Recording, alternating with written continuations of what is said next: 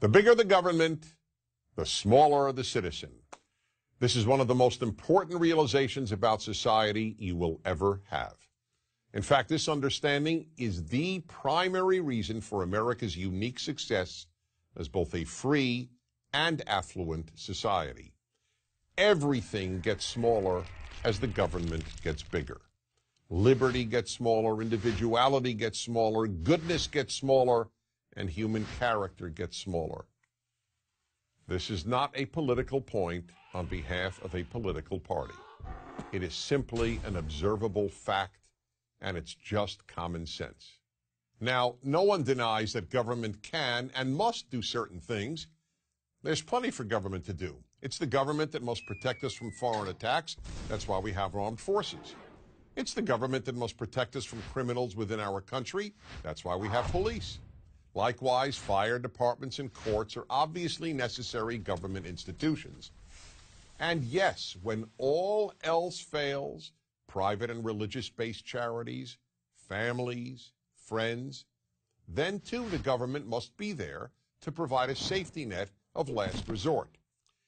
But it must always be of last resort.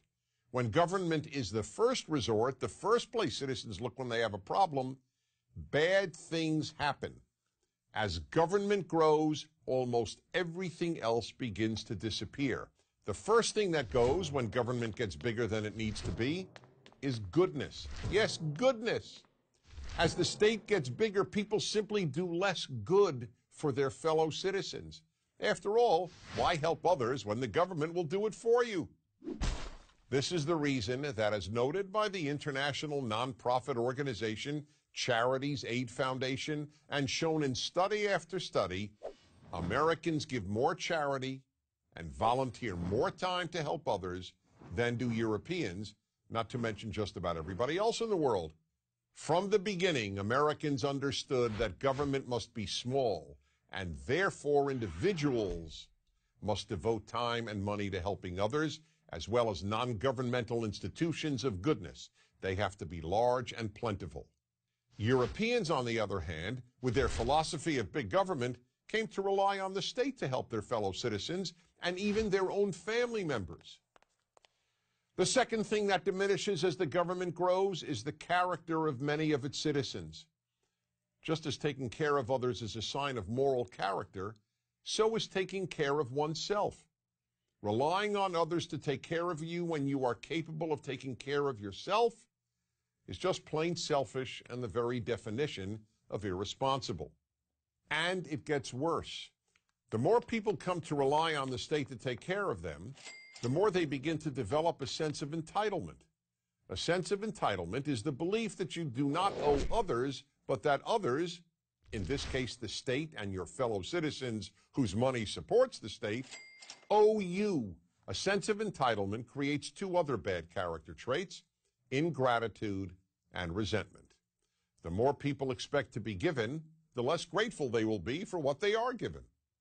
And they get resentful when any of those entitlements are taken away.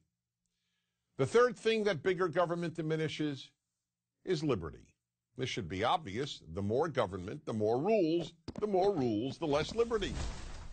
In much of Europe, for example, governments tell store owners how many hours they can keep their own stores open. That's right. In France and Germany, for example, you can't keep your own store open past a certain hour. And you can't open your store before a certain hour. And in the United States, the Federal Register was 2,620 pages long in 1936.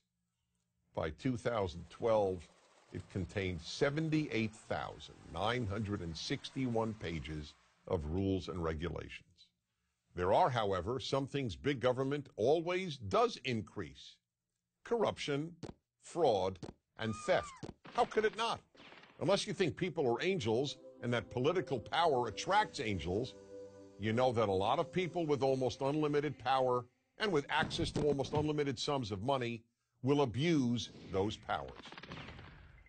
So for all these reasons, small government was the vision of the people who founded the United States of America. It is the major reason America has given more people more freedom and more opportunity to live a better life than any other country has. I'm Dennis Prager.